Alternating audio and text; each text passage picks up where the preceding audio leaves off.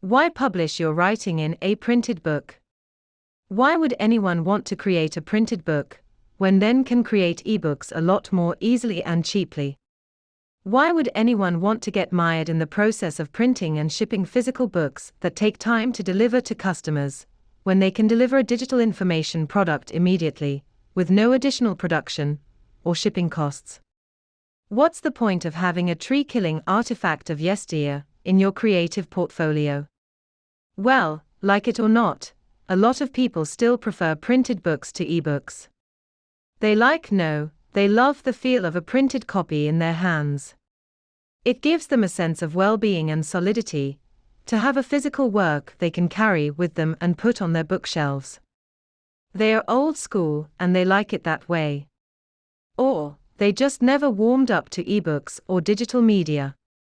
I had a conversation with an international television reporter about one of my books that was coming out soon. I didn't yet have the printed version in my hands, but I had a PDF ebook I could send him.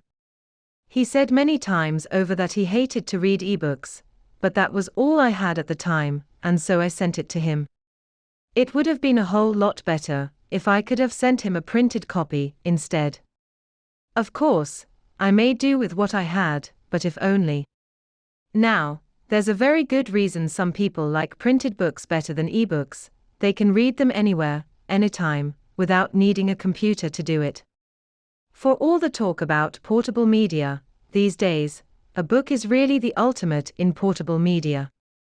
It fits in your hand, it doesn't require batteries, and there are no complicated instructions to figure out. As advanced as our technology may be, there's nothing like a book to truly transport information, quickly and efficiently, across the bounds of time and space. Ironic, isn't it, that the ultimate medium for portable, instantaneous information sharing is just the thing that a lot of us thought was on its way out, with the advent of the internet.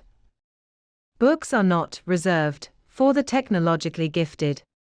They are not available only to people with a computer and a broadband connection. They are easy to use, easy to transport, and unlike some of the cutting-edge entertainment technology available today, everybody understands what they are all about. When you publish a printed book, you level the playing field for potential customers, and you make it possible for a wider variety of people to access and enjoy your work.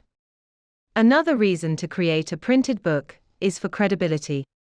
With a printed book in hand, especially one with an ISBN, you can approach magazines and newspapers and radio and television hosts, and have something in hand to talk about with them. You can mail your book to reviewers and reporters, and you can hold up your creation for the camera when it comes time to tell the audience what all the excitement is about. And when members of your audience go to their local bookstore to see if they carry your book, depending on what service you use to publish your book, they can put in a request for the book from the bookstore, and potentially help you get it stocked on the bookshelf stores.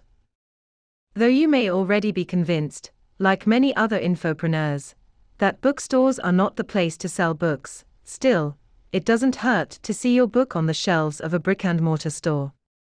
Probably my favorite reason to publish in print is how it can take your ideas to a whole new level and get you the kind of exposure once reserved only for the connected elite. Having a book in print has a way of instantly establishing you as an expert in ways that producing, even getting rich from, digital information products can't, in the real world offline.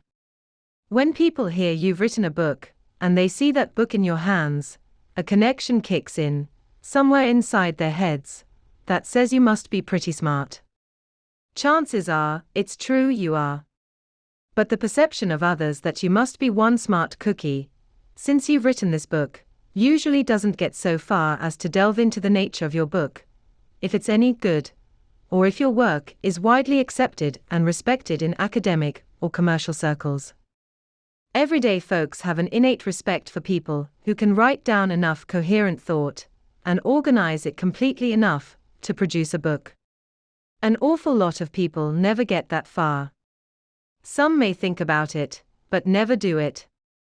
As a published author, as far as a lot of folks are concerned, you're in a league of your own. And that's a pretty good feeling. I've gotten a bit of practice having that feeling. To my friends and family, I'm just Kay, and that's fine with me. All that fame business just kind of gets in the way when it comes to my personal relationships. But to people who read the international press in the areas I publish in, technology and cross-cultural concerns, I have a somewhat different persona. I'm a published author who has caught the attention of folks from Asia and Europe with a controversial and rabble-rousing work that hit the presses in the fall of 2006. It's pretty cool to come across people from far away who have read reviews of my books in magazines and newspapers I've never heard of. And I've got some pretty cool clippings of articles that mention me and my book exclusively, or in passing. That was all possible because I published a printed book. It doesn't matter that I have ebook versions of my works available for instant download. Most of the time, that's not even on the radar of the mainstream international press. In fact, if anything, they kind of turn up their noses when I mention my ebook. But my printed version of that same book, well, that's another story. Publishing a printed book widens the reach of your ideas in ways that digital media can't quite do.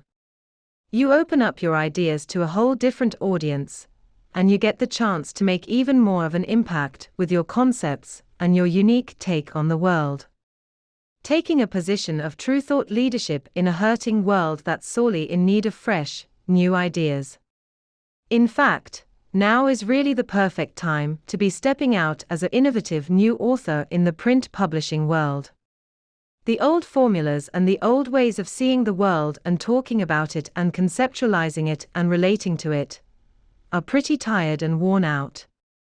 We need fresh new ideas, brilliant new insights, and innovative ways of thinking about our world. You may have distilled everything you know and popped it into an ebook, but the print world offers you yet another medium, or channel, if you prefer marketing lingo, for your ideas. My favorite reason of all for publishing a printed book is the profound satisfaction that comes from holding a real, honest-to-goodness tangible book in your hands. I've been a book reader for over 30 years, and I've never lost my love for the sight of words on a printed page. All the better when those words are mine. Some would call it vanity, but I call it doing my talents justice. And having something to show for all my work, all those livelong years of writing, and writing some more, against all odds, hope against hope. I'm a very tactile person when it comes to words, too, so I like to have something to hang on to. Digital is great, it's my medium of choice these days, but I can't flip through the pages of a PDF quite the same way I can thumb through a book. It really is an incredibly exciting time to be a writer, an independent publisher. I'm so deeply grateful to have been born at this point in history, with my love of language and books, and the ability to put that love into manifest product. The possibilities really are endless. Provided, of course, you know how to explore them. And that's what this guide is about, getting you, an infopreneur or digital product creator, the tools and the skills and the orientation you need to turn your digital content into print format, so you can reach a wider audience and more firmly establish yourself in your own niche of thought leadership.